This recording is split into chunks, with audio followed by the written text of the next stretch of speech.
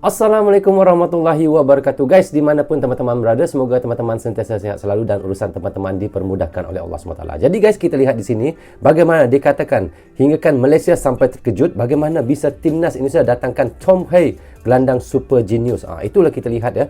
Indonesia ini mereka banyak menggunakan pemain-pemain keturunan ya. Bukan kita lihat pemain-pemain itu import daripada luar negara yang tiada keturunan, tetapi kebanyakan pemain-pemain Indonesia ini adalah keturunan daripada Indonesia. Banyak yang menyangka kenapa pemain Indonesia ini ramai yang naturalisasi, tetapi mereka bersalah anggap kerana walaupun naturalisasi tetapi nenek mereka, datuk mereka ataupun ibu mereka ataupun bapa mereka adalah keturunan daripada Indonesia, dan kerana itulah mereka dinaturalisasikan sebagai pemain Indonesia ataupun kita sebut sebagai pemain keturunan. Jadi kita lihat di sini Tom Hey salah satu gelandang super genius, dan Indonesia dapat mendapatkan Tom Hey ini sebagai pemain untuk pemain Indonesia guys. Dan begitu juga kita lihat Jay Izzez guys. Saya memang sangat terpukau dengan penampilan Jay Izzez, bagaimana dua kali penampilannya ya. Kita lihat dengan debutnya yang pertama ketika di Gelora Bung Karno, kita lihat bagaimana ia sangat tenang untuk mengatasi serangan-serangan daripada Vietnam. Dan kita lihat pada perlawanan kedua di Vietnam pula, bagaimana yang saya lihat Jay Izzez seorang pertahanan yang sangat perfect, dan beruntung sebenarnya timnas Indonesia mempunyai Jay Izzez ya,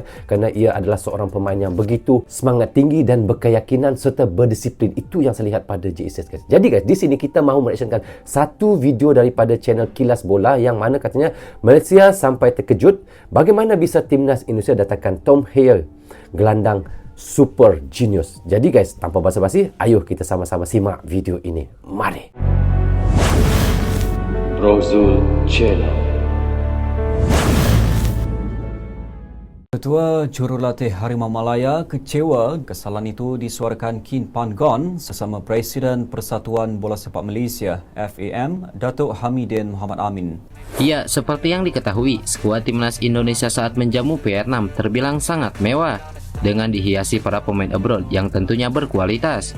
Bahkan, Sintayong rela mencoret nama-nama beken seperti Adam Alis dan Rahmat Irianto untuk mendatangkan para pemain abroad terbaru. Nama pemain abroad Indonesia ya, yang bermain di luar negara. Keputusan pemanggilan ini pun menuai banyak sorotan, tak terkecuali tetangga kita yaitu Malaysia. Ya, Malaysia menyoroti detail kondisi skuad timnas Indonesia yang bernuansa Eropa untuk melawan Vietnam dalam laga lanjutan kualifikasi Piala Dunia 2026. Seperti yang diketahui, PSSI resmi mengumumkan daftar 28 pemain timnas Indonesia yang dipanggil untuk menghadapi Vietnam dalam 2 pertandingan di bulan Maret ini. Mayoritas nama-nama yang muncul pun tidak jauh berbeda jika menilik skuad Piala Asia 2023. Para pemain lokal seperti Egy Maulana Fikri, Witan Sulaiman, Yaakob Sayuri, hingga Nadeo Argawinata masih dipercaya pelatih Sintayong memperkuat timnas Indonesia. Adapun untuk para pemain yang berkiprah di luar negeri juga demikian. Sintayong masih mengandalkan Asnawi Mangku Alam, Pratama Arhan, Sandy Walsh, Justin Hubner hingga Elkan Bagot untuk melawan Vietnam. Sintayong juga membuat kejutan dengan mendaftarkan keempat pemain baru dari Eropa ke skuad timnas Indonesia, yakni Oh ya guys, malam tadi ya, saya lihat Elkan Bagot tidak ada bermain ya. Mungkin dia sebagai simpanan, saya tidak tahu, tetapi saya tidak nampak kerana saya lihat lebih jelas malam tadi kepada Jay Izzez ya, yang lebih menonjol, yang lebih terselah ya. Jay Izzez, Tom Hey, Ragnar Oratmangun, serta Nathan Joaon.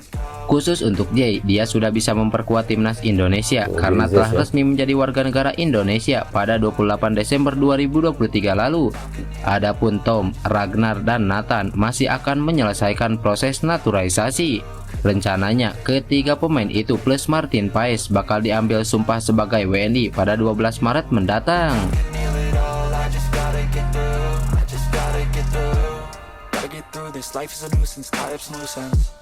Malaysia melalui media lokal mereka terlihat ketar-ketir melihat komposisi timnas Indonesia yang bernuansa Eropa. Buktinya, media Malaysia itu sampai menyorot detail pemain-pemain abroad skuad Garuda yang dibawa untuk laga melawan Vietnam.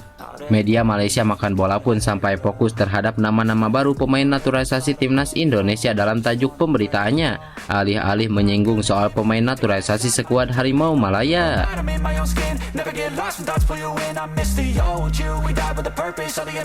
Timnas Indonesia dihiasi 4 wajah baru dari Eropa yang mendapat kewarganegaraan Indonesia, Jay Izzez, Tom Hey, Ragnar Oratmangun, dan Nathan Joaon, ujar media Malaysia tersebut.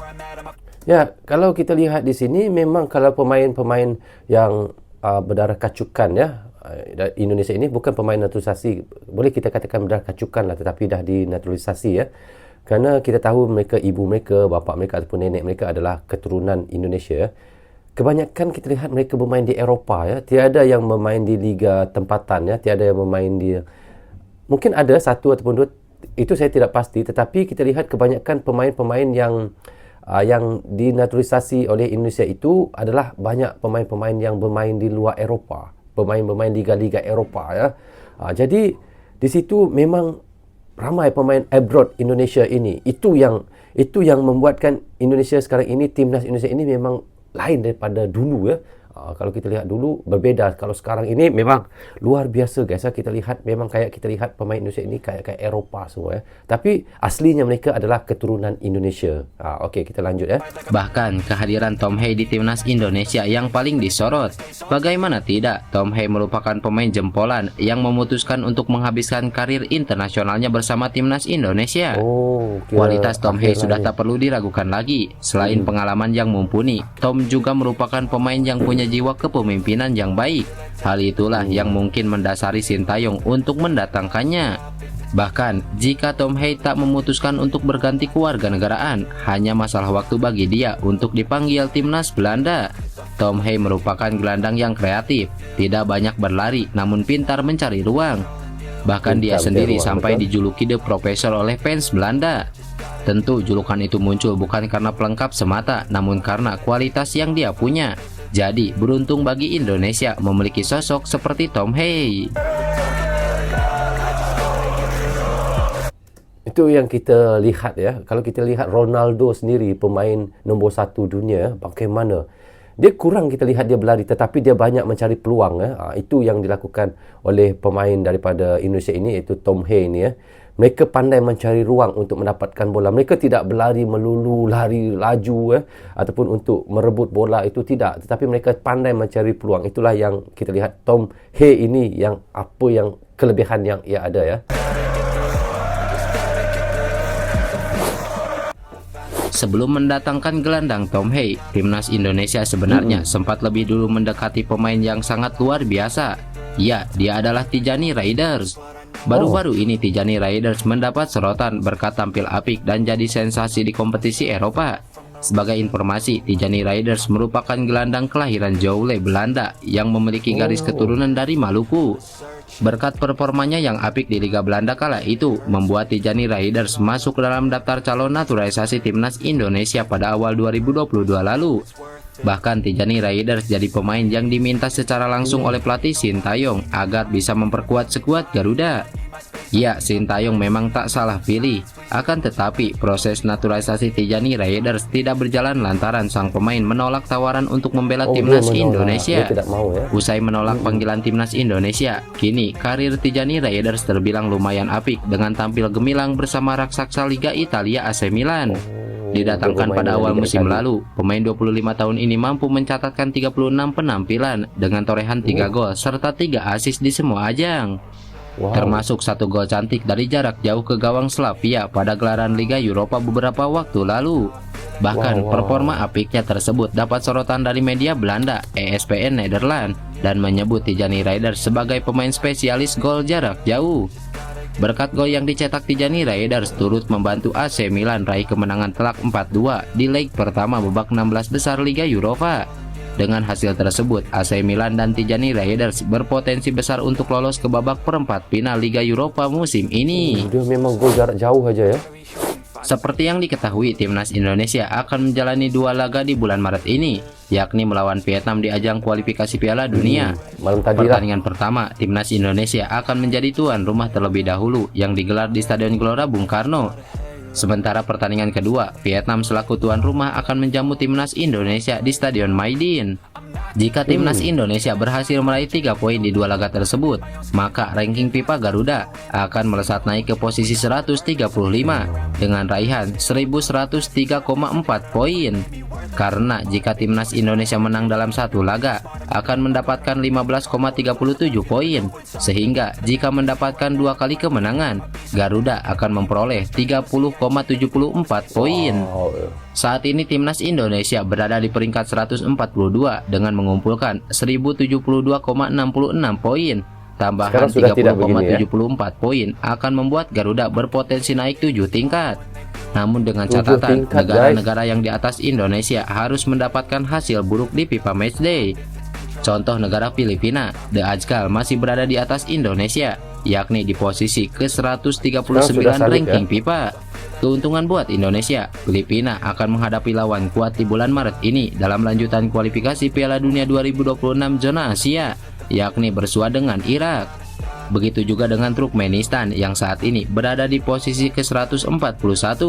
Mereka akan berhadapan dengan lawan berat di kualifikasi Piala Dunia 2026 zona Asia, yakni melawan Iran sebanyak 2 kali.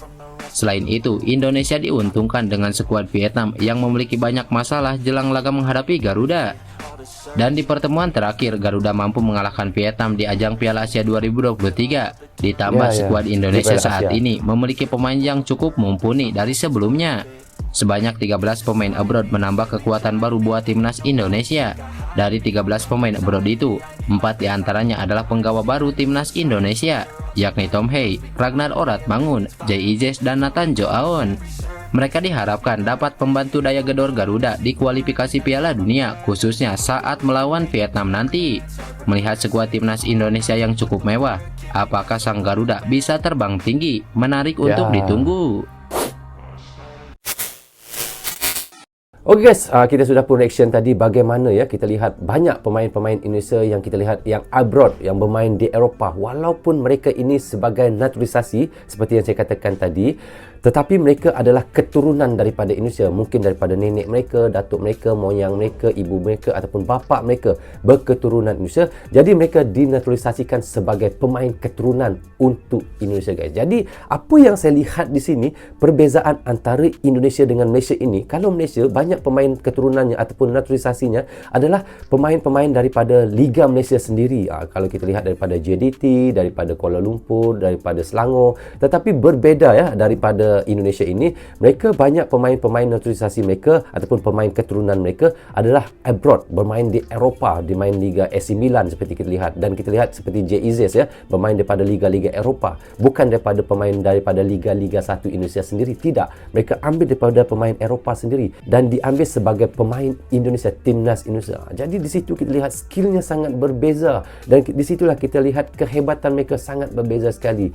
Maka itu kita lihat apabila Indonesia menurunkan pemain-pemain mereka, seperti kita melihat pemain-pemain Eropah ya guys, tetapi kita tahu mereka adalah pemain keturunan, keturunan daripada Indonesia. Itulah perbezaan antara kita lihat pemain naturalisasi Indonesia dan pemain naturalisasi Malaysia. Sebenarnya bukan saja daripada Malaysia yang menyoroti iaitu pemain-pemain Indonesia ini, malah banyak iaitu negara-negara lain seperti kita lihat negara Thailand, Singapura dan negara Vietnam juga menyoroti pemain-pemain Indonesia ini yang ramai yang abroad di luar negara. Jadi apapun guys, kita lihat dua perlawanan iaitu Indonesia melawan Vietnam, dua-dua Indonesia telah menang ya. Dan kita lihat di situ, saya lebih suka melihat permainan yang kedua Indonesia di Vietnam guys. Bagaimana kita lihat Indonesia lebih semangat lagi dan lebih berkeyakinan lagi, walaupun di kandang Vietnam sendiri, tetapi Indonesia dapat mengalahkan Vietnam dengan 3-0.